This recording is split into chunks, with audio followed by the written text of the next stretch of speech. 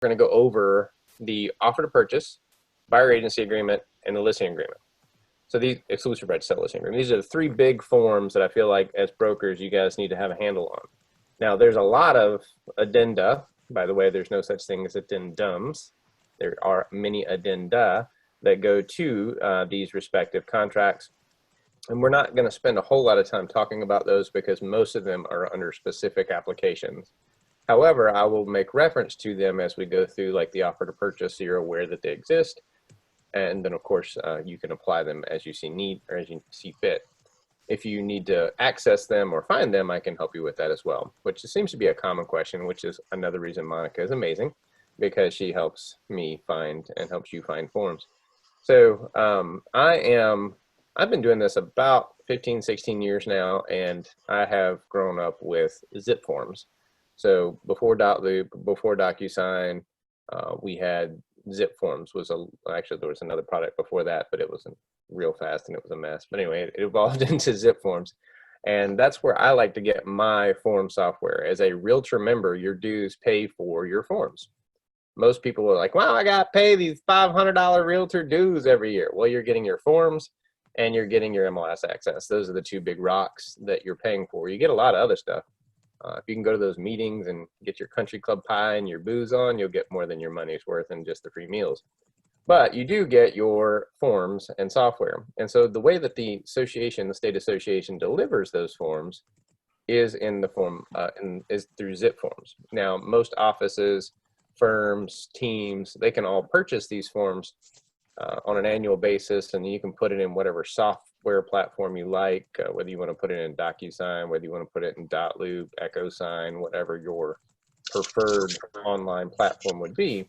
The state would allow you to pay them money if they like that, and you can put your forms wherever you want. Otherwise, they're going to give them to you through the zip forms platform, which is free. Also, you're in Command, we have them uploaded to the KW Command system. Someone needs to mute their phone thing because they're typing.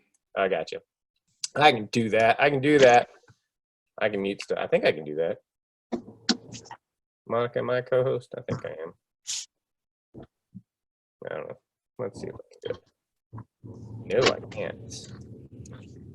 Monica, when you get a minute, can you make me a co-host so that I can mute people, or you can mute people for me? I don't have the ability to do that. Sorry, guys. Ashley muted herself, so that's good. Thank you for that. So again, you're more than welcome to unmute at any point if you have questions. I know I talk fast, mostly because I have a crap ton of forms and papers to go over in the next hour and a half, 90 minutes. And it's a lot to cover. So I try to hit the high points. And from our perspective today, I'm looking at it more as a broker in charge, compliance officer. What am I looking for when I see your paperwork? So I look at files all day long. It's great. I look at hundreds and hundreds of files and pages a day. So yeah, that's my life. So I'm going to show you a look into my life. And after we're all depressed, we'll talk about how we can make it better for you. So I want you to be comfortable with the forms and knowing that when you submit them to me, what I'm looking for, and why. And I think the why is probably a big part of it because many people don't always understand why I might return something or why I might be flagging something. So I'm going to go to, let's see if this will let me work, screen share. And I would like to share with you my Google Chrome. Now, I have, if that is working correctly, where did it go? What are y'all seeing right now? The offer to purchase. The offer to purchase. Perfect. That's the green box. 2G. Cool. All right. So I'm going to arrange my icons here so I can see everybody and then see my forms. All right. Cool. So this is where I'm logged in through zip forms. So I just want to back up real quick. If you can access these forms a myriad of different ways. For me, I like to log into zip forms. It's free for all realtor members. You can use your NAR number and log in as a new agent, set it up. This is where the state updates these. But again, if you're going through Command like Monica just showed you, you would go into DocuSign. If you're a dotloop junkie, you would upload them into dotloop. You can rock and roll that way. If you just like to print them off and use paper and pencil, there is no harm against that. Just make sure you're using the most current version, which the one thing I like most about zip forms is the state association updates them almost instantly. So these are the most current. Some of the other platforms, which people like Monica do a great job of getting those updated so that we have them, but it can take up to 30 days to get them updated sometimes. And they update July 1st, which makes this a very timely class. So what I've done here is I've just created a folder, and I've got in it 6 documents, one of which is the offer to purchase, the buyer agency agreement, and then the exclusive right to sell listing agreement. Now I want you to pay close attention to the next 3 documents, because we are not going to go over these 3. But when you have time, or if you find yourself in a pickle, or you are writing an offer or an agreement at 8 o'clock on a Friday night, you will want to pull these out. There are the guidelines for completing the buyer agency agreement, the guidelines for completing the exclusive right to sell, and the guidelines for completing the offer to purchase. This is basically a cheat sheet, the cliff notes, if you will, of how to fill each of these forms out and why. So I'll probably pull up, I want to show you some of the guidelines, just a couple of the highlighted sections. I'm not going to go through it all, but as we progress now, I'm going to actually take you through the respective forms so that you can get a handle on those. So let's start with the buyer agency agreement, because it is probably the most simple of all the forms that we're going to look at. And if you have questions too, I think I have a chat window here somewhere. Yeah, there we go. Feel free to throw that up in the chat, or unmute, or just wave your hands, shake a stick, bang on the microphone, whatever you need to do to get my attention. Be happy to entertain questions as we go along. But like I said, we do have a lot to cover in our brief period today. So exclusive buyer agency agreement. If you are going to be working with a buyer, it is obviously behooving of you to have a buyer agency agreement in writing. Now, you will, of course, have done the Working with Real Estate Agents brochure prior to this, which it says very bold and capital right here that before you sign this, you should have received this Working with Real Estate Agent brochure so that you know you're hiring an agent and why, and to be your agent or buyer's agent. So the date entered is one thing I see often missed. So yes, every form is dated and every signature has dates and every page has initials. But yes, we need a date entered here. This is the start date of this agreement. It will be between the buyers. So here you would put, if you have one buyer, you would put their name. If you have 2 buyers, you would put both their names. It's actually a great practice as you're getting started if you are working with spouses. So if you have a husband and wife, to enter Jane Doe and husband John Doe, or vice versa. The reason that it's helpful to identify that both in your agency agreements and on your offer to purchase is because we know there's another legal relationship with them being married that the attorneys will have to take into account. For example, if I were to say Stephen and Kristen Long, you might assume they're married. Well, Kristen is my sister. We don't share the same last name anymore because she got married, but that was weird. You get the point. They could be related and not married. By indicating husband and wife, we're going to clue everybody in that we have a marital established relationship there. Now the firm, this part is important. It will go on your buyer agency as well as your listing agreements. The firm should be your office for which you work. Now some of you are on teams. For example, I run a team called the Carolina Crew. The Carolina Crew is a firm. We are that weird firm within a firm. So we have a team that's a firm, and we are also with Keller Williams Realty Elite, which is a firm. So we have a firm within a firm. So which firm goes there? The answer is both. So if I'm going to be marketing both, if the consumer is going to be working with both, then I would put Keller Williams Realty Elite / the Carolina Crew Inc. in my agency agreements. There was some confusion about that. I actually had to combat the Real Estate Commission because the Education Division was giving me one answer. The regulators were giving me another answer. They were very clear with me in this last conversation, though, both firms should go in that capacity. So that's where you're going to put there. Remember, you've gone over the Working Real Estate Agents brochure. For the first paragraph here, we're going to decide what kind of property are we looking for. If we're looking for residential or commercial, if you're looking for vacant land, you can choose other, but there's an exclusive buyer agency agreement for vacant land if you should choose to help someone with that. Either actually would accomplish that goal, but there is one specific to vacant land as well as an offer to purchase. General location should indicate where you're buying. North Carolina is not a general location. General location might be the Triangle. It might be the Triad. It might be Forsyth County. It might be Wake County. It could be Brunswick County. So you can put in an approximate general location here so that if you have a buyer who maybe they're purchasing multiple homes in the state, they don't want to be under a buyer agency agreement that is going to exclusively restrict them to working with you, even though you may not be competent in the other areas that they are looking to purchase. And so the effect of the agreement, again, is where we're going to have a start and end date. So here's where we're going to start it, and this is where we're going to end it. Now, if in the event the buyer is for some reason looking to purchase more than one property, you can continue to use the same buyer agency agreement. So if it's just a single property, it would end here. You would click that box. It is for multiple properties. You can click here and it will end there. So if you have an investor who may be buying multiple properties with you, you could do a 1-year buyer agency agreement and use this one over and over, which is helpful so that you're not having to do so many pages with every offer that you put in. And anyone who's worked with investors knows you will be making a lot of offers because they make about 10 before they ever get one at best. Of course, some of you working with first-time home buyers are also going to experience that as they continually get in multiple offer situations. Now, compensation of firm. Remember, as you recall from real estate school, all commission income is going to come to the firm. So this is quote your compensation, but it is the firm's payment. So the firm can charge a retainer fee if you so choose. A lot of times this is paid up front. It may or may not be credited towards the commission that you would collect if it closes. I personally have never done retainer fees, but if I had a client that maybe is going to look at $10,000 houses and they want to look at 100 houses, I might put a retainer fee in there for my time because I'm not going to get compensated what I would expect for that amount of time. So I could do that. And then normally I'm going to put in my firm's compensation here. Now, I am not going to have a conversation about how much your fee should be here because obviously Sherman Antitrust, we're not allowed to price fix. We're not allowed to explain that. Now, your market center, your offices, they could have respective policies for this. Most Keller Williams offices will usually allow this to be set by the broker, the individual broker. Their biggest caveat there is we want to avoid being any kind of discount brokerage. So, a percentage or a 0.5% usually is leeway. If you get down to, charging 1%, now we're probably going to need permission from your firm to do that.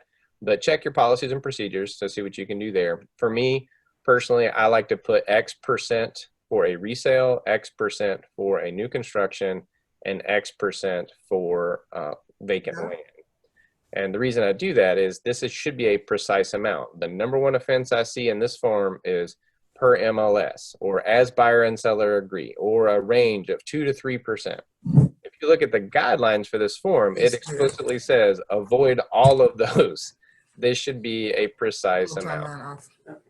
And if it is not a precise amount, or if it changes, you can log back, or you can come back in and edit this amount.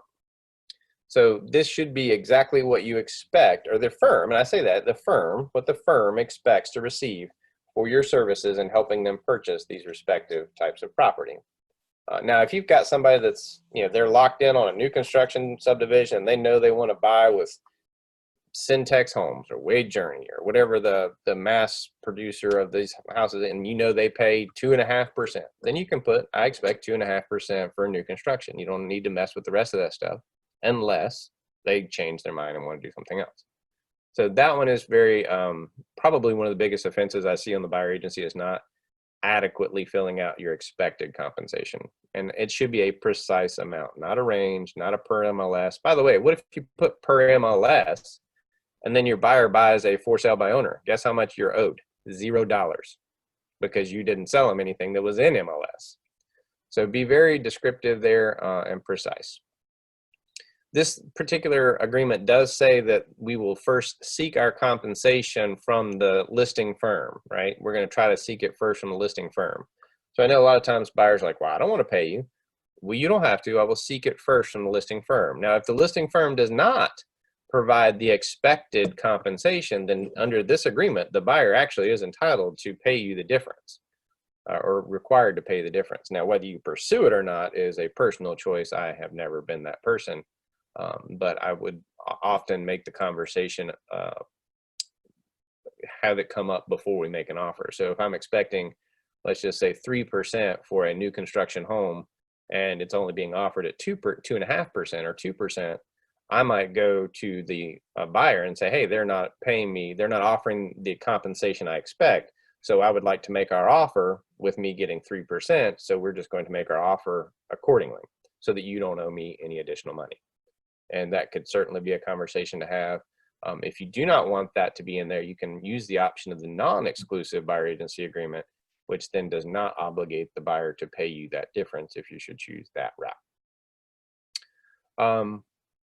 This is a protection period that you should always utilize, and I have seen this number of days here vary. This Steven, protection. Yeah. Can I ask a real quick question about the percentages Yes, before we move too far past? Yeah. If you were to put in like 2.5% because you see that has been a a fairly normal or expected number, and you're just trying to put in something specific, and then you get a property, or you're going to put an offer in and the listing agent has that they will pay a buyer's agent 3%. Do you want to change that? Or does that mean that you're not going to get that money? Or how would that work? Like, you need to go in and change that because you're only going to get paid 2.5, or will you get 3? It's a great question. So my conversation with the real estate commission in regards to this is, if it is going to be less than what you have documented your expectation to be, they're not as concerned about you amending that. So let's say you expected 3 and you're only getting 2.5. They're like, you're not doing any harm to the consumer. They're fine. You're getting paid less. But if you were expecting 2.5 and now you're getting paid 3, then you need to disclose that. Now you can amend this form in that very line and say 3% for this new construction property. Or you can put it in writing in any way, shape, or form. The rule just says that your compensation has to be disclosed in writing to the buyer prior to them making an offer. The understanding there is, let's say you're buying in a new construction neighborhood and they're going to offer, you sell this house in 2 weeks and I'll buy you a new car, right? And so the buyer needs to know, well, if they've got enough money to offer my broker a new car, they probably have a little wiggle room in my negotiations. So that's why the compensation is expected to be disclosed prior to the offer. And it can be done in any way. So you can have them sign the MLS sheet and circle the amount to be paid and initial and date. You can email them. You can put a text. The other thing that I'm glad you mentioned, Ellen, is there's sometimes, and I'll say it within regards to builders specifically, because there's a lot of new construction going on. If you sell one house, we pay 3%. If you sell house 2, we pay 3.5%. House 3, we pay 4%. By the way, I'm making up all these numbers. Again, this is not a conversation about price fixing or Sherman antitrust. These are just random numbers, full disclosure, asterisk, blah, blah, blah. But you would have to disclose to each of those buyers the potential for additional compensation in subsequent transactions. So even though you're only expecting 3 for the first buyer and you're getting 3 on the first buyer, you would still have to disclose to that buyer that this builder has an incentive program that if I bring another buyer and then another buyer, that we have this increased potential for income because the original first buyer is contributing to the additional compensation that you would receive down the road. A lot of times builders have flyers about that. Oh, sell our house, do this with 3, 4, 5. Just get the buyer to initial and date. They've seen that flyer and you've got that in your record and now you've disclosed it. So yes, you are correct in your assessment in the sense that either here or in writing otherwise, if the expected compensation changes, you should document it precisely. That's a very good question. Thank you. Yeah. Did I answer that? I got to ask a quick question to either you or Monica, but I did this yesterday as well. How did I lose your PowerPoint or your screen? Mine says Zoom right now. I don't know. I'm hanging out there somewhere. Try to minimize that screen and it might be hiding behind it. Michael, what you're looking at right now is the internet portion, like your Google Chrome browser. So you just want to hit that minimize button in the upper right corner. Or are you on a Mac or a PC, honey? Mac. Wherever your app tray is that opens up everything, you should be able to see your Zoom window and pull it back up. I see the Zoom window, but I don't see anything No, else. not the Zoom window that says Zoom that's in your internet browser. It's like a separate application. There's a little blue icon that looks like a film camera on it. A film camera. like a little video camera. It'll be in your tray. Yeah, right. I Well, don't see. while you're looking for that, I wanna try to keep pressing on because we're gonna No run out of time. problem. I just, It's there somewhere. It's just hiding. You may have to minimize and move some stuff around, but it's there somewhere. It's a zip form screen on mine that you should be seeing. So this is your protection period that we were talking about here. So this is this is designed specifically for when you show. Honestly, it came up when I show a buyer for sale by owner, right? I'm going to show them a house and the for sale by owner says, ditch the broker, come on back in a couple of weeks and I'll give you a better deal. Well, if I showed them this house and I was the procuring cause for them buying that house within the next 30, 60, 90 days, whatever you can put there that you feel comfortable or that the buyer would agree to, then you're still owed a commission because you will have earned it because you have shown and taken them to that property. So this kind of it's meant to protect you and your firm for the work that you're doing in case someone wanted to kind of skirt around you and maybe do a little underhanded. There are some things I did want to point out. In any of your forms, if you see boxes, red, blue boxes, those are great things to make sure that you read. They are meant specifically to draw attention to the buyer's eyes, which in this case, they understand and acknowledge that there's a potential for conflict of interest generated by a percentage-based fee for representing the buyer. The amount, format, or rate of real estate commission is not fixed by law. It is set by each broker. Again, it is negotiable. So they want to disclose we are not price fixing, which is the reason that particular box is in there is there's a lot of national attention towards brokers talking about commission percentages. And so we're just disclosing we are not price fixing. It is always negotiable. Other things that I wanted to harp on this one, potential buyers. Sometimes you've got a hot property and you've got one buyer that wants to see it. They need to understand that I might have another buyer that wants to see it too. So I am going to show that property to potentially multiple buyers. And so this is just an acknowledgement that could happen. The firm has duties, basically honesty, fairness, disclosure, confidentiality, accounting for, giving you copies of everything you sign, those types of things. So these are the responsibilities of you as a broker in your firm. This is the section that gives the permission of the buyer to disclose their name and mailing address. So in the offer to purchase, there's a notice section, and we have to fill in the buyer's name, address, and contact information. Here's where they're giving you permission to do that. The reason being is if there is a dispute in the earnest money or any monies held in trust, trust monies cannot be dispersed without both parties' consent. Well, if they won't consent, they're stuck in a trust account. So most attorneys and escrow agents do not want to be stuck holding that money forever. So they can release it to the clerk of court. If they release it to the clerk of court, they have to notify both parties who have an interest in that money where it went. So that is why we have to disclose their method of which they would be acceptable to being contacted by the escrow agent, letting them know of such conflict or such movement of that money, and it would be allowed here, because otherwise their information is confidential. We had to get recorded permission to do that. Number 8, and in all agency agreements and all your contracts, there's going to be in bold capital letters, non-discriminatory, discrimination, fair housing, language that you need to make sure that they go over on the listing agreement. We'll see it again, and they actually have to initial it on the listing agreement.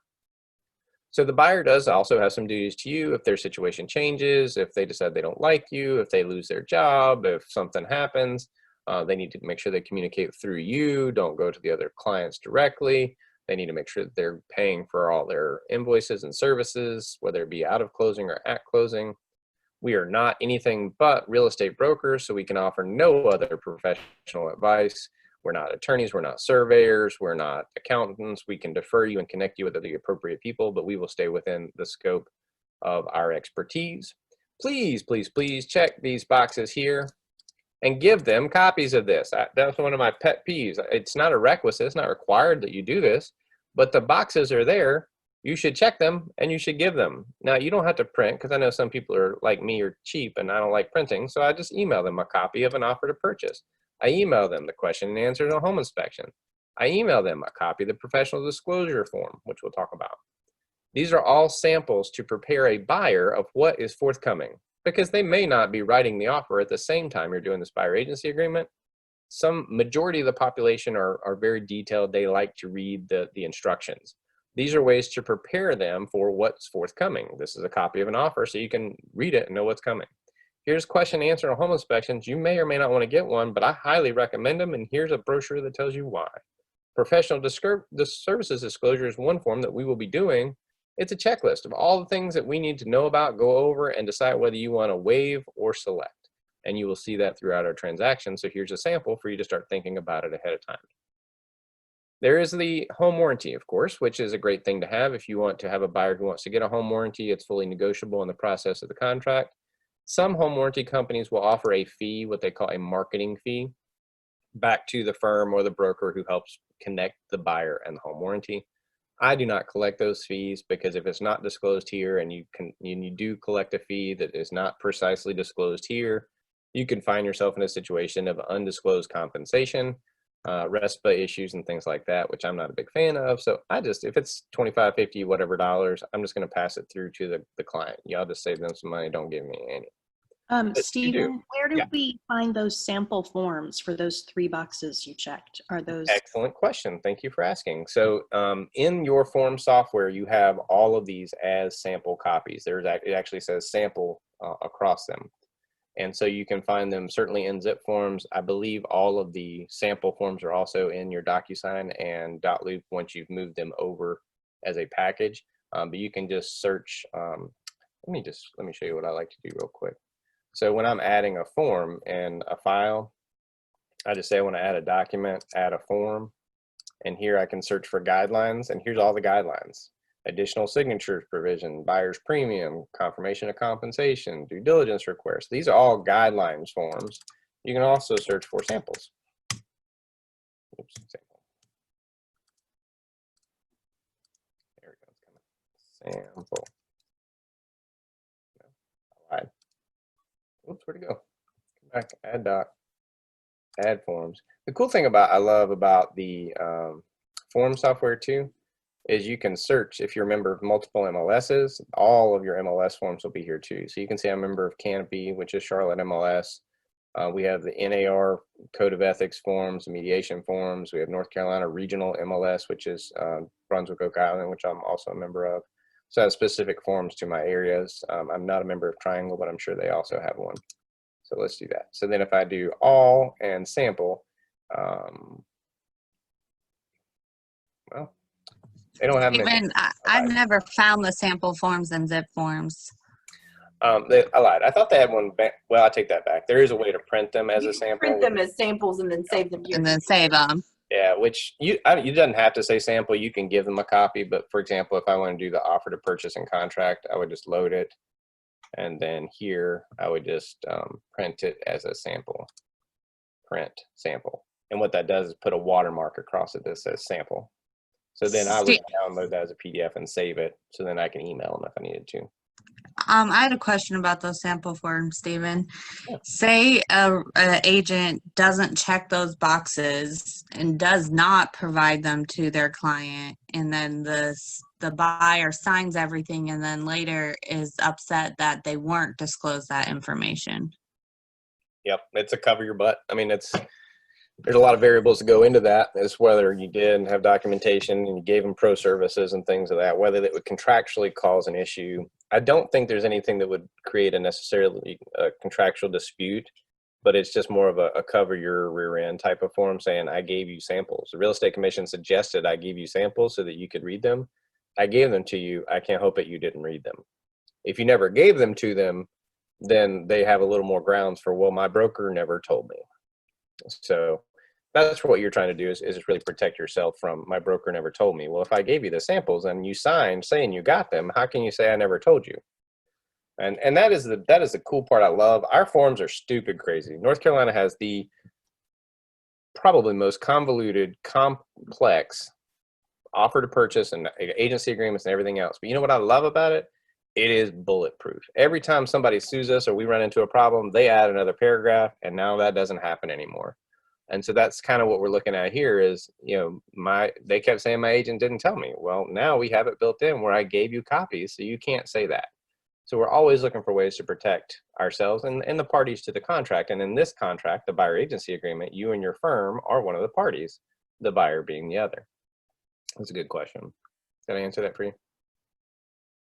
Hey, Stephen, this is Tara. I had one quick question. Yes, ma'am. You moved on from it, but I had to bounce off because I had a lead. Sorry. Oh, But when you were talking about the 2.5 or the 3% back on number 4, can I still put paid for by sellers? I've always done that. I know you said it's a little bit of a risk, but it's not going to make or break whether it is or not. I know, Okay. I've seen that where people get some pushback on that, whether you put it there or not. The argument there is if I put paid for by seller Mhm. and the agency says that the buyer will pay it if not, then now I have what we call ambiguity in the contract. It's contradictory.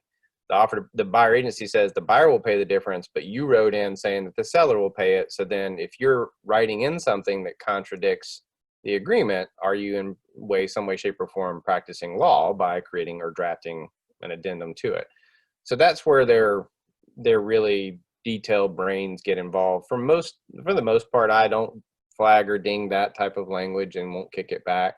But it's Okay. just something to be aware of. And I'll say all this to say the buyer agency agreement is between your firm and the buyer. So the only harm that could come from this is we screw it up, and guess what? You don't get paid. Yeah, So the I person know. who's on the It's line just, here it's is, so comfortable to me, that because they're so concerned about paying at that time. I just wanted to make sure you weren't going to kick that out. I don't know, and that's why I said I think now my only asterisk to that is, and the reason I'm a little more lenient on the buyer agency agreement specifically is, again, if harm is caused, the worst harm here is you're not getting paid. And if it's something that an agent's willing to risk, then I'm willing to let them risk it, if that makes sense. Right. Yeah, no, it's my risk. So I'll think about it. I just wanted to ask. I know we're pressed for time, but thank you. That's a great question, and I'm not super stuck on that. The biggest thing here I want to document is the precise disclosure of the amount. That's really what and I think that's what the commission would agree with me on for Okay. that capacity. They do say they actually have a Q&A on it that offers there's a non-exclusive buyer agency agreement that does pretty much the same thing, but the non-exclusive buyer agency, of course, does not necessarily protect you to lock them in to work with you. The non-exclusive pretty much says if I find you something and they're offering me compensation, I get to collect it. You don't ever owe me. So Okay. there is that form that would accomplish the same goal, but it does offer. I might do it until I don't get paid once, and then I'll probably never do it again. Right. And, that's the thing I've done, and I can speak from experience. I've done many a transaction for free. I've written many a check. I own a lot of appliances. There's a Oh, lot of no. things. Okay. And that's just part of it. And my goal today is not to make it perfect. I never will. We're all going to fail our way forward. Yeah. And that's just, like you said, it's calculated risk that you get to take. And as long as it works, it works. All right. Thank you, sir. No problem. That's a great question. The other thing I want to mention here is the additional provisions. I don't often have a lot here from my business personally. I have a 24-hour easy exit plan for all of my agency agreements for buyers and sellers. It basically says, give me 24 hours. If you're unhappy with me or my services, give me 24 hours to fix the reason. If I'm unable to or it's unsatisfactory, I'll let you terminate our agency agreement with no penalty. Well, to be honest, I let them terminate their agency agreement without penalty anyway. Because I'm rarely going to sue for a commission because Lord Almighty, we live in a social media day, and I've lost a lot of money. I've walked away from money. I walked away from $1 million buyer and seller client before because he was a racist bigot, but I wasn't going to go suing and all that stuff. It's to each their own. I just choose not to work with you. Yeah, you don't need the bad press. I agree. That's right. Dual agency is going to show up again because here, the next section in particular is where we're going to talk about our agency options. The goal of this buyer agency agreement is to get them to work with you to understand what their role is and what your role is. And this is probably my second most confused or erroneous portion of this agreement. The buyer chooses one of these two, only one of these. And it says their initial only one. If they choose exclusive representation, remember that you or your firm then cannot show this buyer a property listed with your firm. Because if it's listed with the firm, we have to have some level of dual agency authorized. Now, I'm a part of multiple offices, some of which, my Winston-Salem office, they have a ton of dual agency because they're the largest office in Winston-Salem. They list and they buy, and there's a lot of, so not choosing dual agency is really hard because that means I can't show you a Keller Williams listings, and boy, we got a lot of them. So there's a high probability that a buyer will want to see a Keller Williams listing. So at the very minimum, I probably need to get this covered.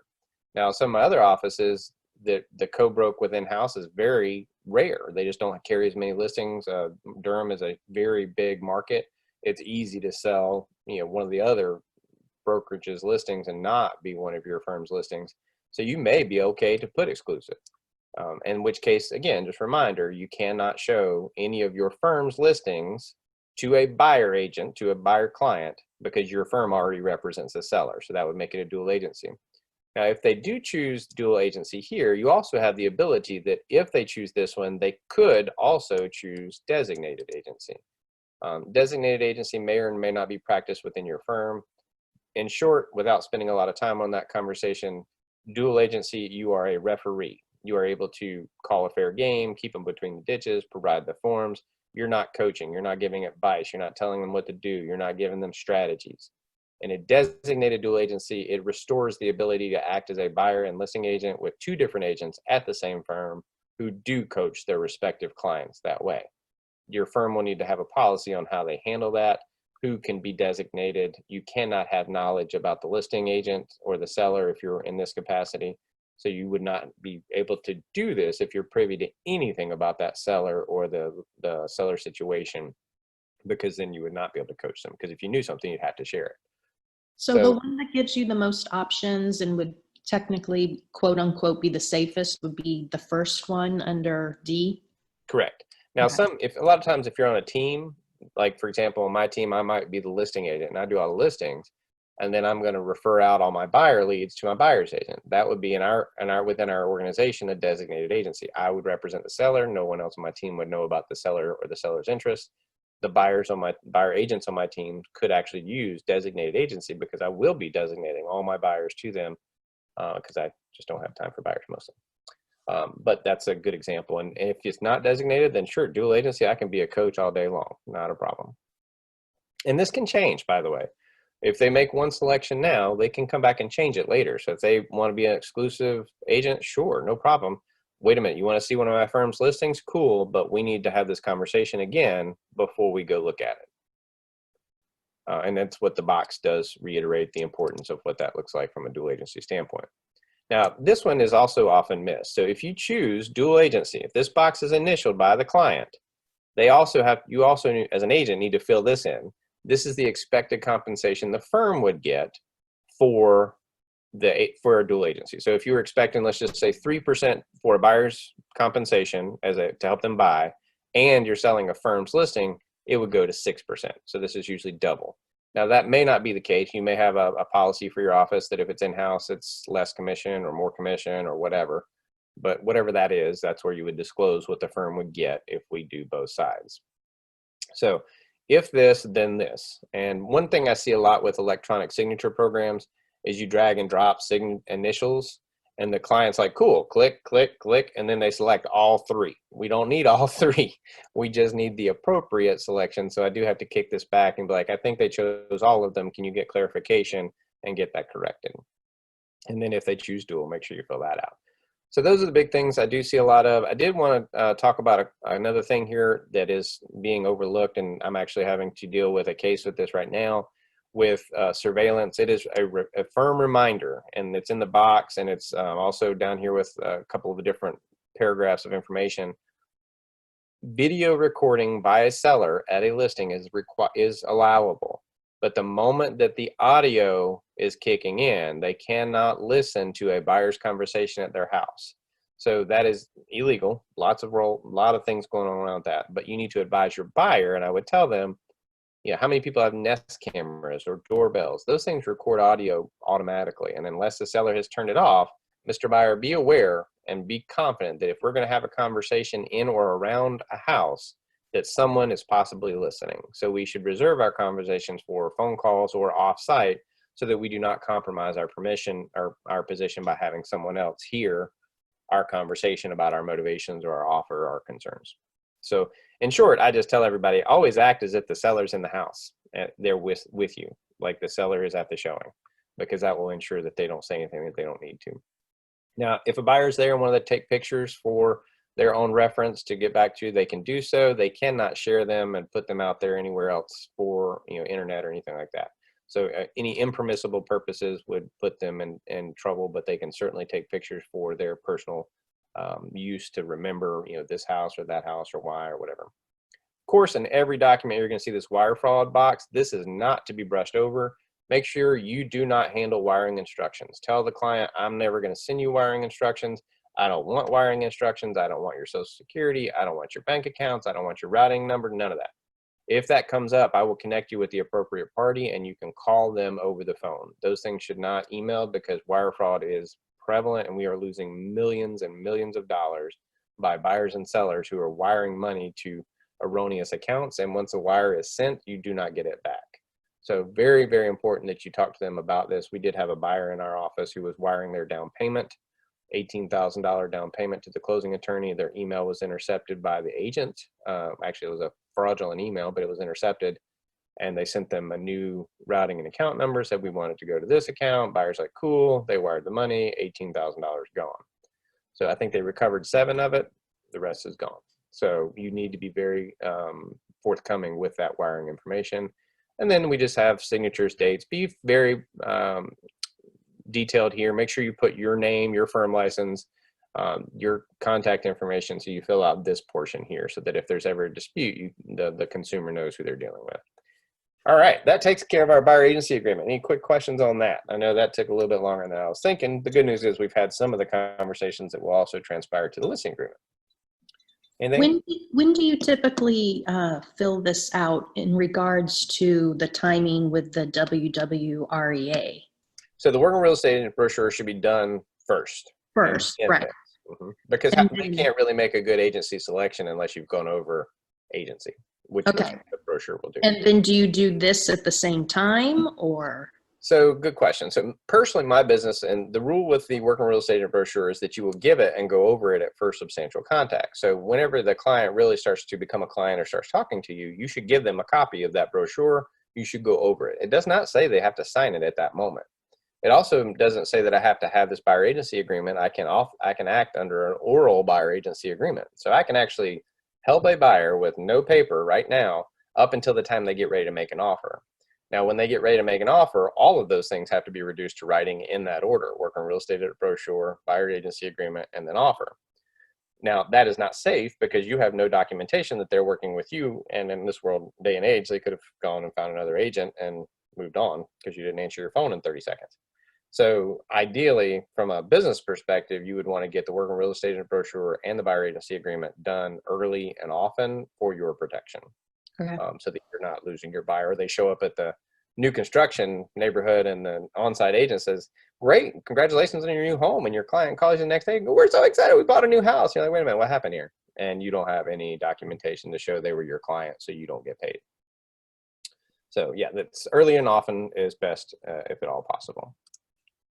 All right, so let's skip over to the exclusive right to sell listing agreement. If you were going to be a listing agent, by a show of hands or comments, how many of you are listing right now or have listings or in any way in this listing world?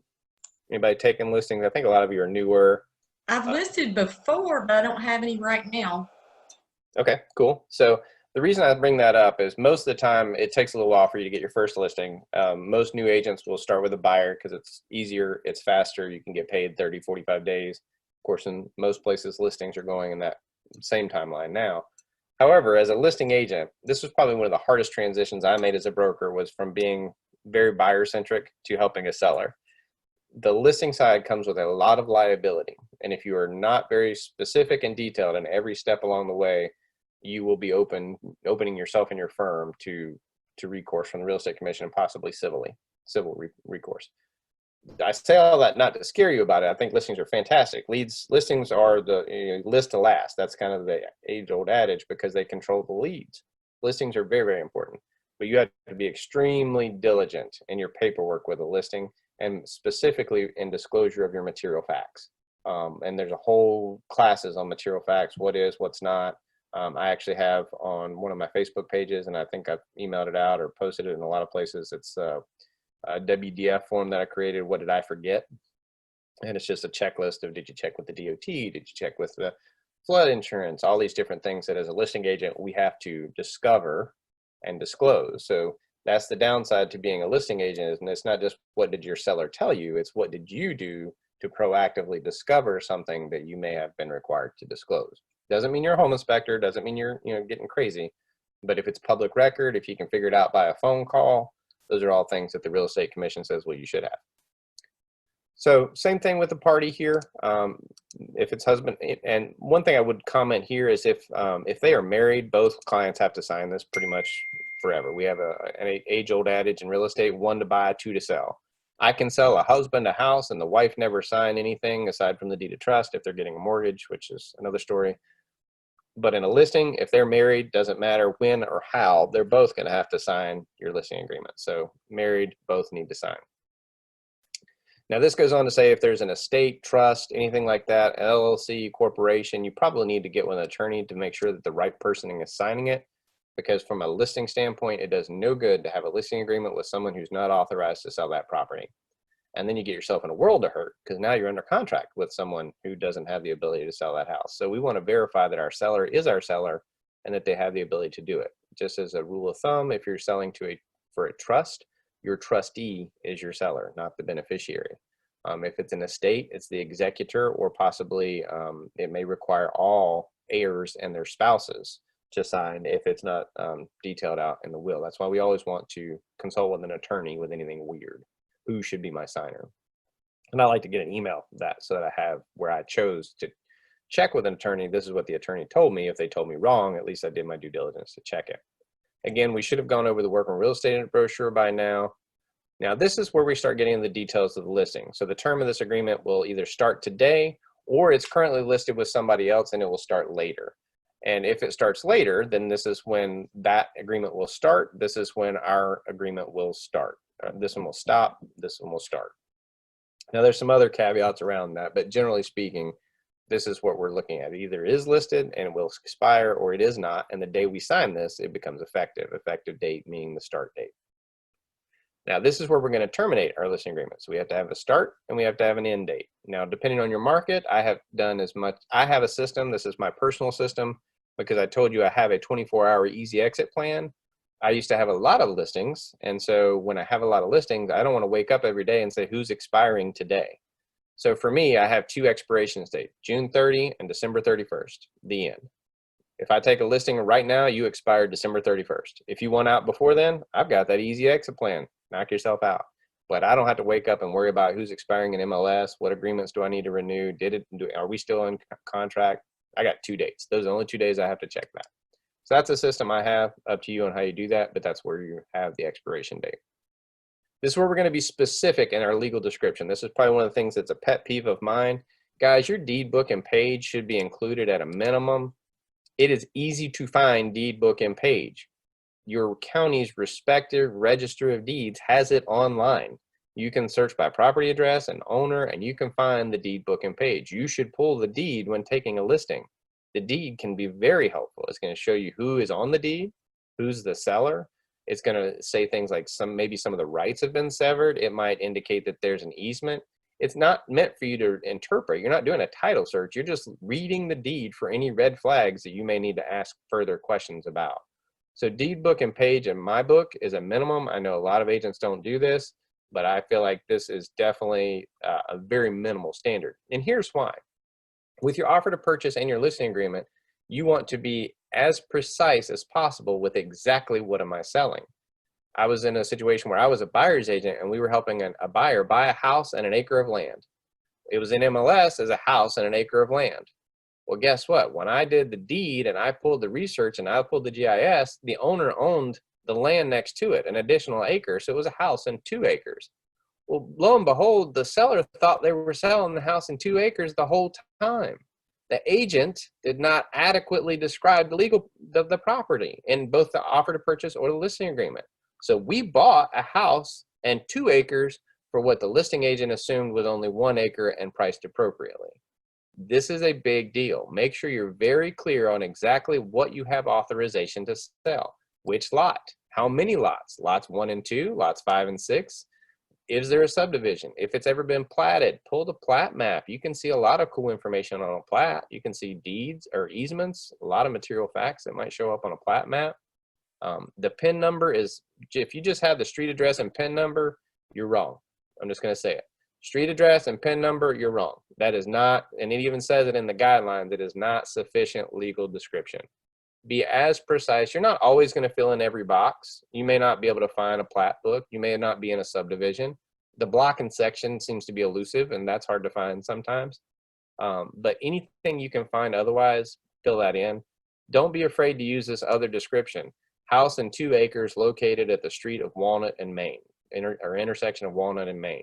Very clear on exactly what I'm being authorized to sell. So that's one of the hardest parts there, is make sure you do your homework there. Again, as agents, make sure you initial and have the seller initial each page. This does go over fixtures. Draw attention to the blue and red boxes about fixtures and exclusions. If it's bolted, screwed, glued, or attached in any way, shape, or form, it's a fixture. It goes with the house. It even goes on to list some potential fixtures. If it is, I can pick it up and unplug it and walk away with it, it is probably personal property. Now, the new listing agreement actually deals with smart devices.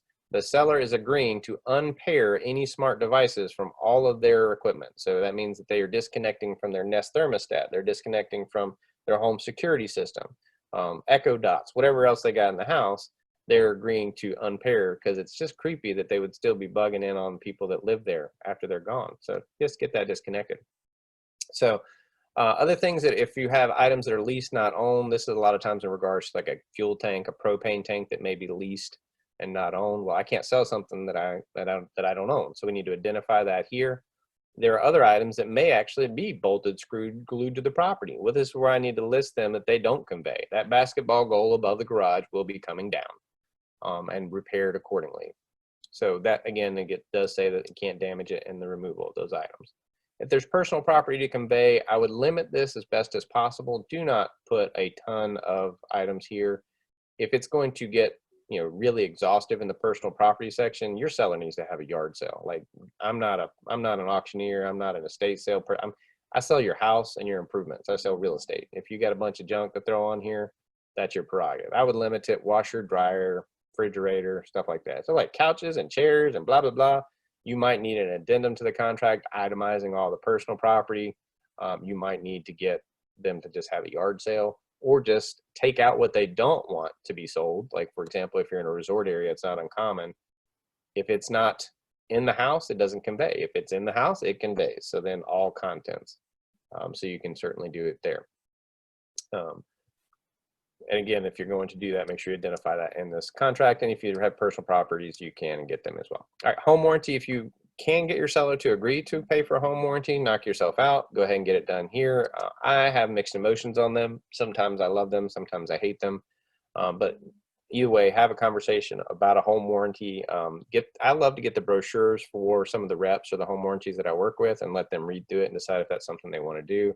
A lot of times seller coverage can be free up until the time they close, and then of course they're paying for it. This is where you're going to disclose if you get a marketing fee by providing that, which I would not encourage.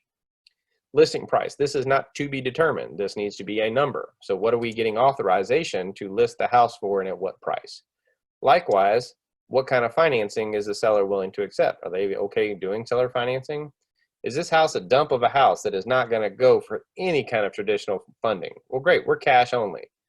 If it's FHA, VA, or USDA, the house probably needs to be in pretty good shape, or they may not want to go down that road, or they may have had issues with it in the past and like, we don't like that thing. Well, great, let's not check that box. Now, this is where you get paid. Now, here's another commonly missed or erroneous entry. This is how much your firm is getting to list the property in total. So let's say it's 10%. You would list this property for 10%. That's how much your firm gets paid. Then when you put it in MLS, assuming you want to share half the commission with a co-broke, you would give 5% to someone selling the house outside of your firm. But your firm is going to collect the entire 10%. We are just agreeing to share 5% with another cooperating real estate firm. A lot of times people will put, 5% here. Well, great. How much of that 5% are you keeping? How much are you going to give away? And we'll see that on the next page.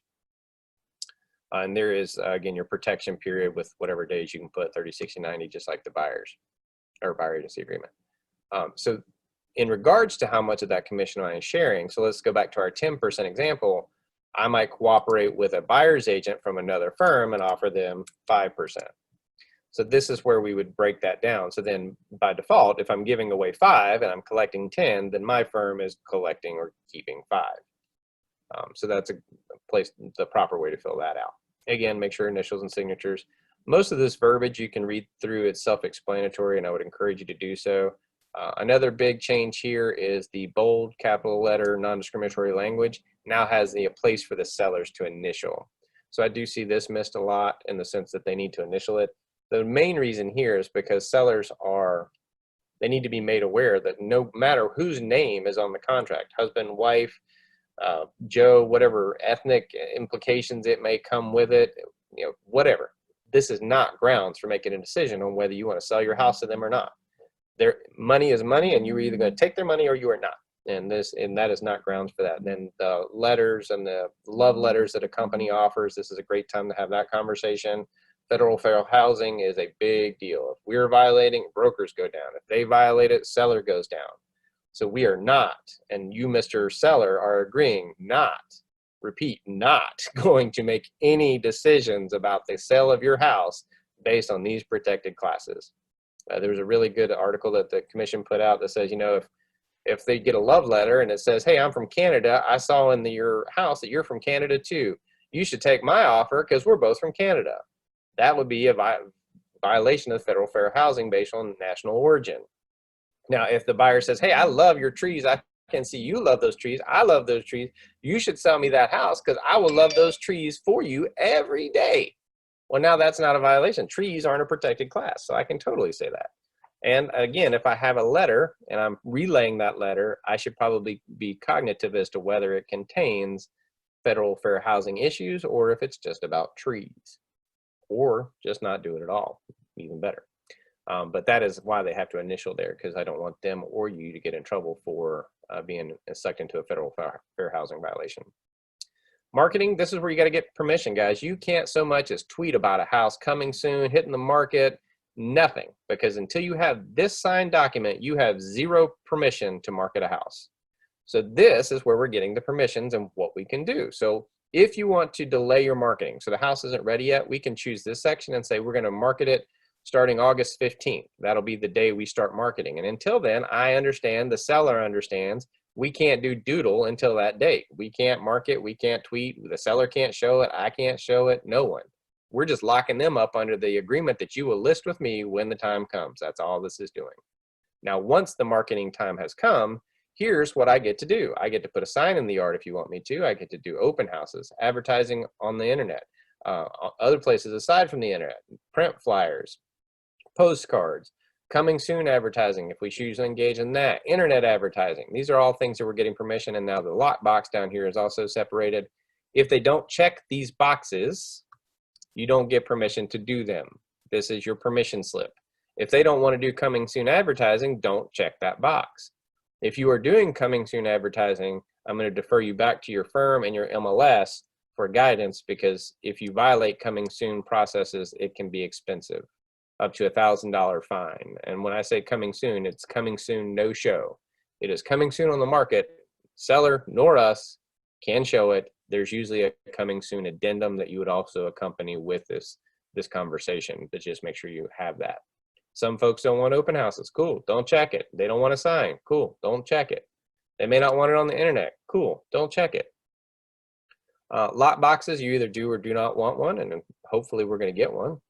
The seller is going to acknowledge some of these things in the sense that they don't want to have it. We're not going to be, the firm won't be using any unauthorized use of the lot boxes. We will do our best to control visitors, but we're not responsible for some of those things. Again, a little bit of disclaimer from, we're going to do our best to do our fiduciary, protect your property, and supervise everything that goes on, but we're not omnipresent, right? We're not going to be able to see and cover everything, but we will do our best and make sure we prevent that from happening.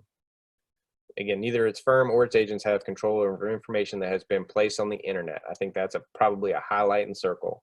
My listing's still on Zillow, or Zillow's got it inaccurate, or my Zestimate, or blah, blah, blah. I'm sorry, I don't own Zillow. I can't change their website. Remember the listing agreement I told you, when I put an MLS, it's going to syndicate out all over the planet, because my goal is to get it in front of as many eyeballs as possible. But some of those places it goes to, I don't have control of, and they may not represent it as accurately as I have in MLS. My goal is to get them to call me so that I can set them straight and I can set an appointment and show your house. But just know I can't control some third-party websites that it's going to go to, so be prepared for that. That includes photographs. By the way, Mr. and Mrs. Seller, if you have any pictures anywhere, anything in your house that you don't want photographed and sent all over the planet, take it down before we list.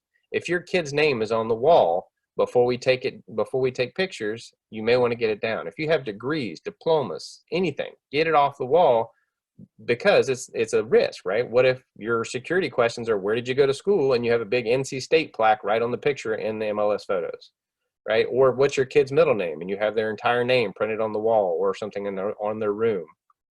Depersonalize so that when we photograph this thing, it's vanilla and it goes out all over the world with no kind of, no sprinkles in there, no troubles, nothing anybody could exploit to take advantage of you. Also make sure they understand anything that's of value. Lock it up, get it out of there. I'm not responsible for that. Again, boxes to make sure that they understand the oral communication is illegal. The recording and listening of oral communications is illegal. They do have the right to video supervise. They cannot listen. This is federal, guys. This is not like a don't do it, it's not good practice. This can get your butt really sued. It's a federal law, so be careful with that. If you're going to engage in an office exclusive listing, this is a new thing that just came out through the NAR's Clear Cooperation Policy. In short, it says if you were going to list this property and not put it in MLS, this box gets checked. And then I will also defer you back to your broker in charge, your office, and your MLS as to what documentation they require above and beyond that. What I have seen is most MLSs require you to send them a form that says, great, I'm not putting an MLS, and here's why. It's not in my seller's best interest because of X. For example, I have a property, I'm a property manager, we have a company. The landlord does not want to alert the tenant that it's for sale, so he has signed a listing agreement. It is office exclusive. If I put it out there and can find somebody, cool, but he does not want it marketed. He does not want it out in MLS. He does not, because it's in his best interest to not lose his tenant. So that's an example of where it might be appropriate. What they're trying to avoid is brokers keeping pocket listings for being self-advantageous and not putting it out there to give other brokers equal opportunity to sell properties as well. Again, make sure you address those delayed marketing dates and things with this. Earnest money goes into trust. It can be released to the clerk of court in the event of a dispute, and that's where we're talking about that with the disclosure of notices. Now, if you have flood insurance, NC Flood Map should be checked for every property. I don't care if you can see water or not. Go to ncfloodmaps.com, put in the address, and it will tell you if any or part of that property is in a flood hazard. Guys, I worked in the hurricane relief down east when Florence came through. There were houses that flooded that I couldn't even see the water. Check it, check it, check it, just to be sure. The seller may or may not maintain flood insurance. Well, guess what? If they own it free and clear, they don't have to. If they have a mortgage, they may, but they don't have to have flood insurance, even though they may be in a flood zone. So this is just a disclosure from the seller. Do your homework as a listing agent to determine whether it is or is not. Synthetic stucco, if they're aware of that, owners association and information and contact information for them is appropriate here. If this is a new construction, you can do the new construction addendum, which we'll talk about in a minute. Also, if it is some other things that the seller may want to consider in having conversations about the HOA, the seller is a member of the HOA. Therefore, they have access to all of the documentation of the HOA for which they employ. So it's a great opportunity for them to, I would probably give them this short list to say, hey, go to your HOA as we're listing the property and get some of this. So that when a buyer comes in and wants to know, is the HOA solvent? Do they have enough money to pay for those broken roads? What kind of restrictions do they have? All of these things would be provided to them. You would have it prepared at the time of listing and not the buyer trying to figure this out post-closing, or better yet, you figure it out after we're under contract, something that you should have figured out by talking to the seller. And you didn't share material fact. Hey, Stephen, HOA question real fast. Fire away. Probably needs more research, to be honest. But getting a pool filled in, I got that question last night. Can HOA prevent you from getting a pool filled in, or is that strictly up to each individual HOA to decide? So HOAs are unregulated. They can make whatever rules they want. And if all the Okay. homeowners in the association agree to it, they could charge you a $20,000 transfer fee. And if the association passes it, they can charge it. I thought so. So pretty much it's just ask, even if it's a crazy question, ask it, right? Exactly. And to the Okay. best of your ability, our job is not to interpret restrictive covenants. So if there is ever anything that a buyer is specific or anybody's specific about, I need to know if I can do this. We need to defer them to the attorney to say, here, we can give this information to the attorney and they can advise you as to whether that will meet your needs. Because we can't, bylaws, restrictive covenants, those are all legal documents. And while Yeah. they may be available in the Register of Deeds, there's a high probability they've been amended over the years. And as brokers, we're not trained in title searches. We're likely going to miss it, or at least part of it. So our goal is to say there is one. Looks like it's got some rules. Is there anything in particular that you want to know about? If so, here's the attorney. You should ask them. And Okay. Yeah. I sent a copy, but I didn't interpret. that's great. And I Thank would say, you. if that's of importance to you, you might want to ask the attorney to see, how that works. Okay. And we're not to that point yet. This is prior to the offer. I'm on the buyer's end. Nice. That's great. Yeah. So, Okay. and again, our goal is just to discover if there's an issue and direct them to the appropriate professional that can answer their question. We're really, I know we say we're not going outside the scope of our expertise, but our expertise as brokers is to be the concierge. It's like Game of Thrones. Like, we drink and we know things, right? That's Yeah. what we do.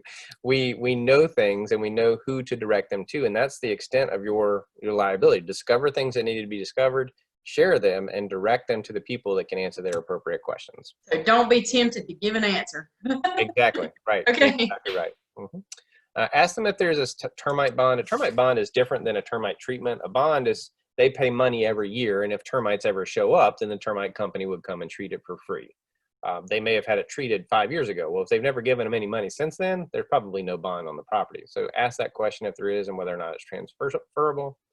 This is a disclosure that our MLS, and I assume most of your MLSs will have, because it's on the offer to purchase, the owner's representation. Have you owned it more than a year, less than a year, or you do not yet own the property?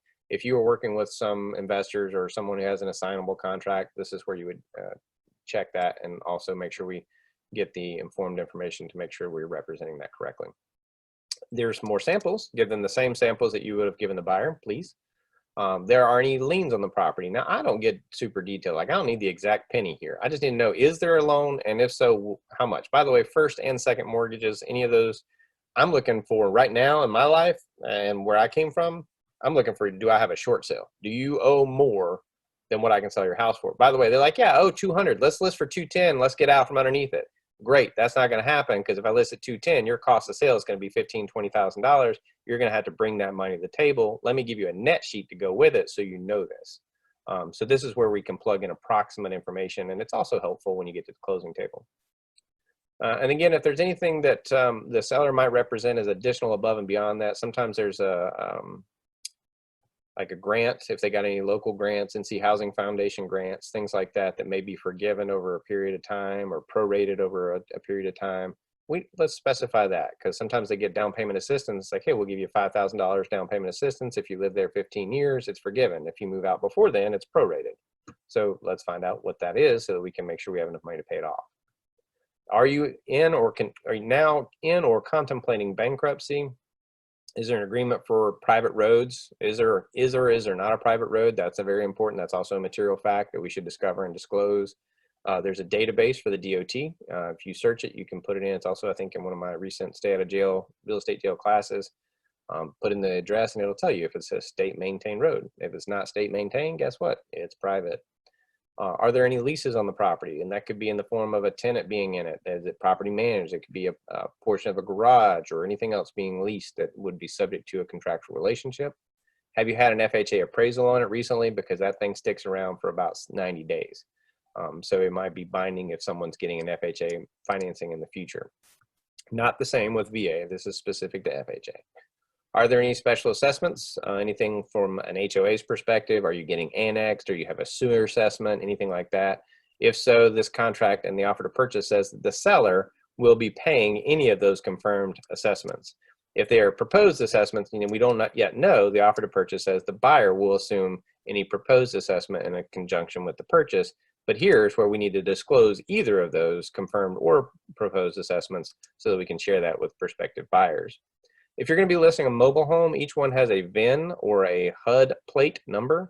This is a great place to put that, and if you can get the make and model. Usually that plate is going to be located in the panel box. I usually find mine on the outside corners, on one of the 4 corners of the property. It's usually stamped there and easy. If you have to go up in the crawl space, I ain't happening. I'll get somebody else to find that. Fuel tank, if there is or is not one, if you're making, this is the opportunity for them to discover or disclose to you the existence of any current or past fuel tanks that might be on the property. Underground storage tanks are a big deal. And most of those underground storage tanks are made of steel. So if they are not leaking now, steel underground rusts. It will at some point. So if it hasn't, cool, let's address it now. If it does, cool, let's get it addressed now before we list. So this is a great opportunity to engage in that conversation. And likewise with propane tanks or anything else that may be leased or you may have on a scheduled fill up. The seller has duties to you too, be honest, share with you material facts. They're gonna authorize any communications through you and not through anybody else or other representatives. Be honest, fair. They're going to be able to provide a general warranty deed. If that's not the case, we can fix that. If you're doing a foreclosure or a trustee, then you're probably not getting a general warranty deed. You might be getting a special warranty deed or a trustee's deed. If there's anything else that might prevent them from conveying clear title, let's put that in here now. So maybe, and sometimes they don't know. Most of the time they won't know anything, but this is an opportunity for you to ask. If it's a short sale, again, that's a big conversation to have. And if so, there's a short sale addendum that accompanies this listing agreement. Sometimes you can get a homeowner to do a home inspection prior to listing. If you can, I love it because it allows me to identify any material facts and disclose those as a listing agent, and then they would pay for that home inspection at the onset. Also, make sure you check this box, give them a sample of question and answer on home inspection so they understand why a buyer will be doing one. Also explain the material facts that surround photographs and things of that nature, and how and this is a big issue. We just had another one that was like, hey, I was expired with such and such agent, but they had great pictures. Will you use them? No, they belong to that agent. I can't get them without permission. Those are proprietary. It does prevent them from reproducing those or using them in other capacities not associated with the listing. If there's any other additional terms, again, my 24-hour easy exit plan goes in right there. It goes over agency all over again, and same thing here, they have to make a selection, which we talked about. In the event of a dispute, we have the right to mediation. You have mediators available to you through the Association of Realtors. Reiterate the conversation about wire fraud. Any proceeds they will get will likely be wired, and we will make sure we don't lose those. This goes over the entire agreement, and it says that we have there's no hidden deals, and any renditions or multiple copies of this can be glued together essentially to make one, and then make sure you have your firm and signature information. Questions on listing agreement? If not, I got exactly 14 minutes to go over the offer to purchase. All right, we can do it. We can do it. Think we can do it? I think we can do it. Maybe. All right, let's check it out.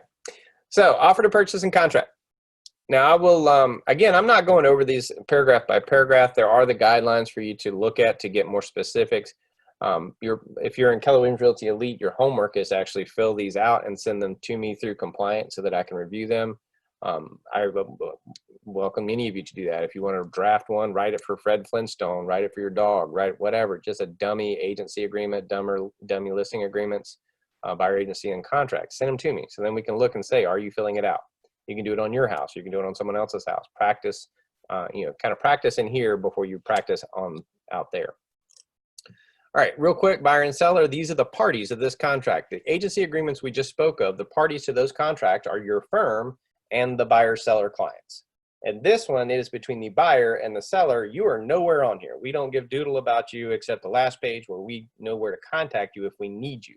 This contract is between you or between the buyer and the seller. So we need to make sure everybody's on the same page.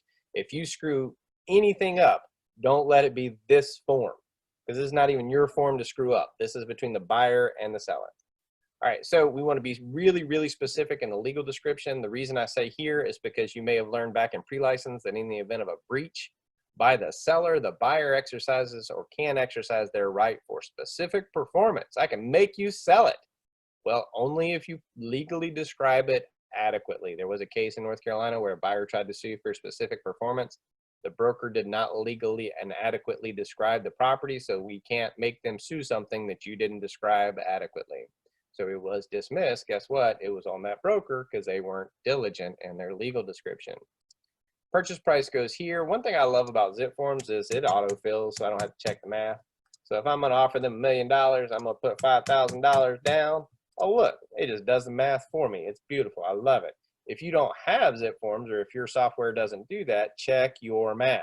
This number should be less any of these numbers. So purchase price less these numbers will show up here. So check your math on that. Now, if I'm doing, obviously, due diligence, we want to make sure that buyers are understanding due diligence fee is pretty much non-refundable. It's very rare that you get due diligence back in any way, shape, or form. Earnest money, initial earnest money goes down at the time of offer, and we're going to specify how that is done and when that will be delivered. If we are doing additional earnest money due at a later date, which we would indicate here, keep in mind that is a time is of the essence date, and that is going to be due at a later date. Now, real quickly on due diligence and earnest money in general.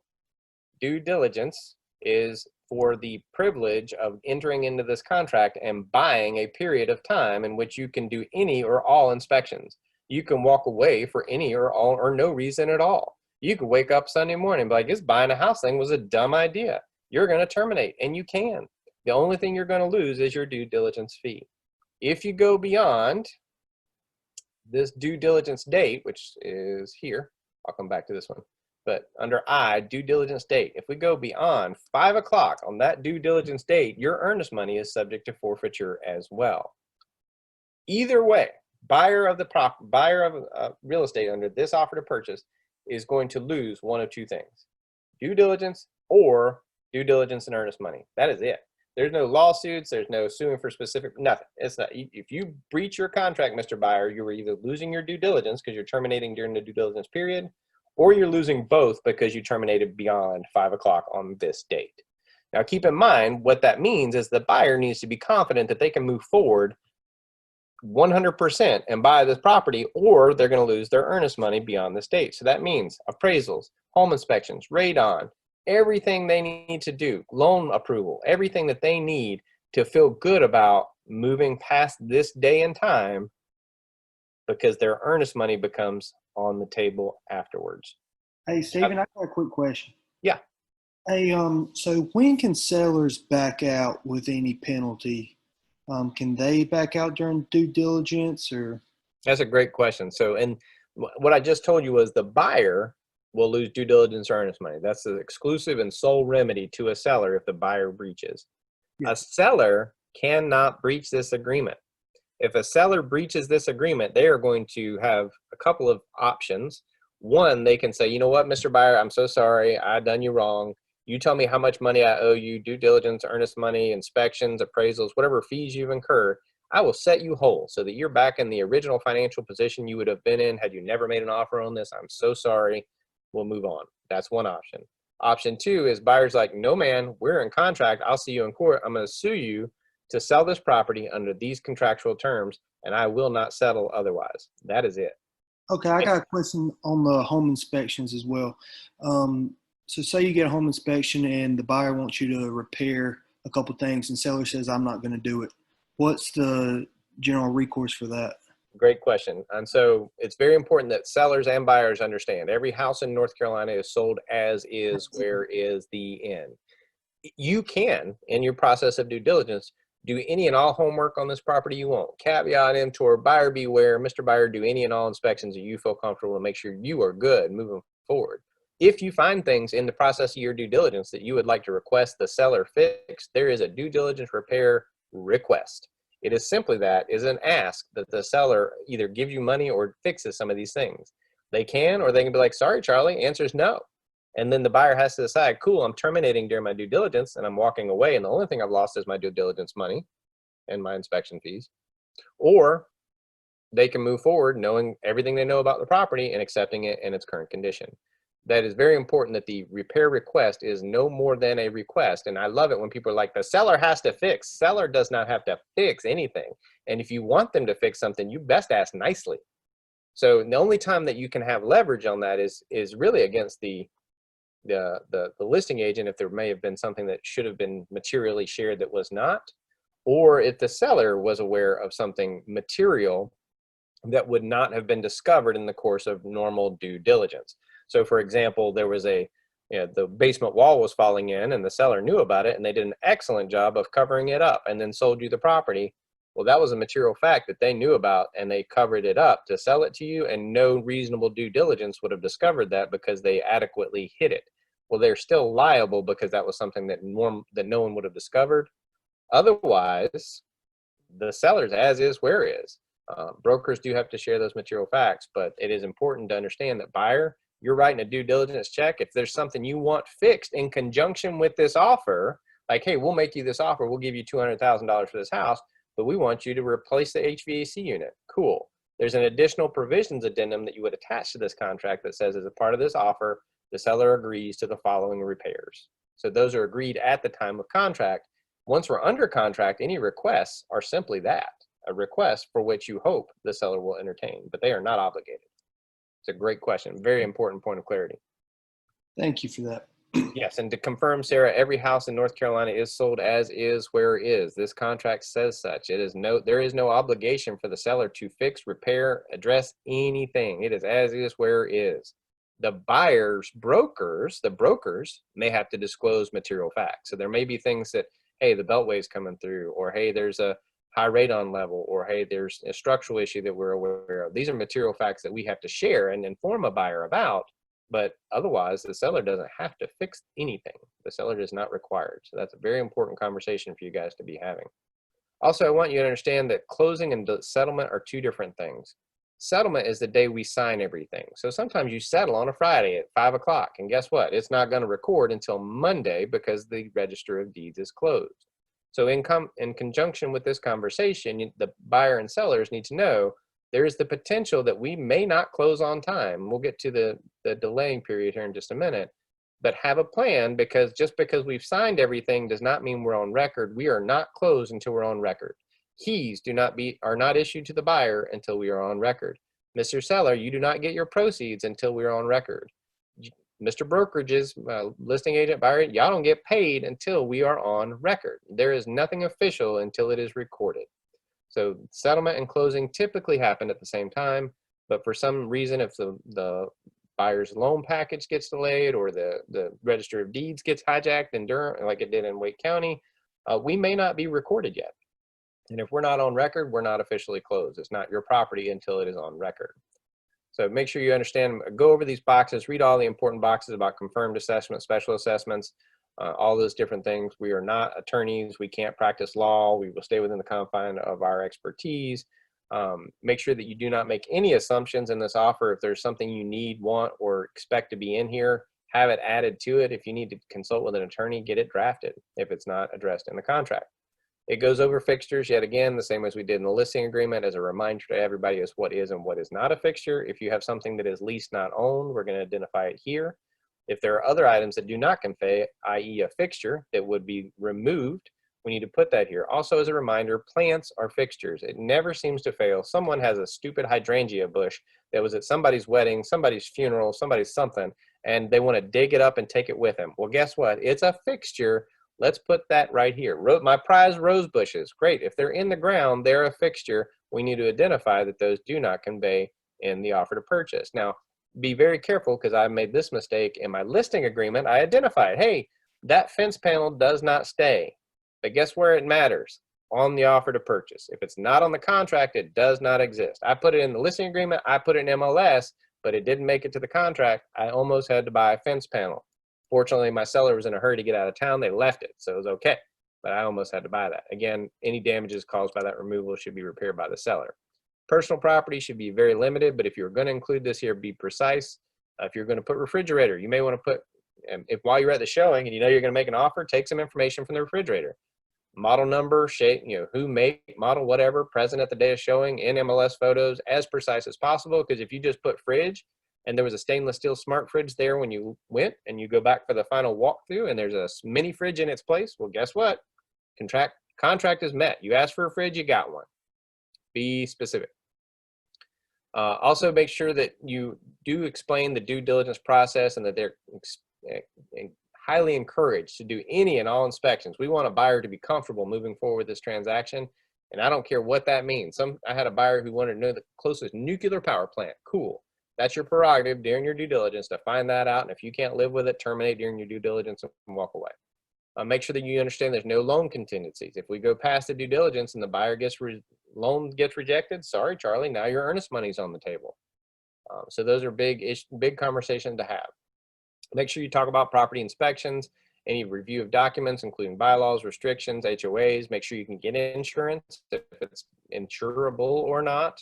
Make sure you call that all within your due diligence period. Have an appraisal done within your due diligence period, surveys. Make sure planning and zoning will work for your use. If it's in a flood zone, you have access to utilities, including high-speed internet, streets, whether they're private or public. All of those things need to be discovered and disclosed or discovered by the buyer in their due diligence if this is of importance to them. Also remember that in conjunction with your question, James, repairs and negotiations are that. Repair requests and negotiations. The buyer understands that this is sold as is, where is, and that they are a negotiation. And there is an attachment should we choose to enter into a repair agreement. If the buyer is doing any of these inspections and they damage the property while they are there, they are responsible for the damage they do to it. So if, for example, and it has happened, the home inspector falls to the ceiling while they're looking at the attic, they would be, the buyer or the buyer's inspector at that point would be responsible for repairing it to its original condition. Now, if the home inspector fell through the ceiling because the truss was rotten due to a roof leak, then that home inspector is not liable because that was an existing condition that was not his fault. Indemnity clause that says we hold harmless and will not sue each other. Buyer's right to terminate happens during the due diligence. And by the way, this is important to have a conversation with both buyer and seller. They can terminate right up to the morning of closing. Buyer can terminate morning of closing. The only thing they're going to lose now is their earnest money. Earnest money and due diligence is always on the table. Nobody's suing anybody. Earnest money and due diligence. That's why people think, oh, earnest money is not important. You'll get it back. It is important up until, and when the morning of closing and the wife comes to town and says, we're not buying this house, not a chance, and they terminate and your seller is left holding nothing but that earnest money in their pocket. So make sure it's substantial enough that if the buyer, that happens to your seller, they're okay. I have had that happen. Closing constitutes acceptance, and this is important, highlight, circle. If your buyer goes to their final walkthrough, and you should always go through a walkthrough before you go to closing, and the property is not in the condition that they expect, don't close. Once they close on it, barring any escrow or extend or other agreements outside this offer that are drafted by an attorney, they're taking that property in the condition in which it is being at that point in time. So if they ask for repairs and they weren't done correctly, don't close. Because if you close, you're accepting them in that condition.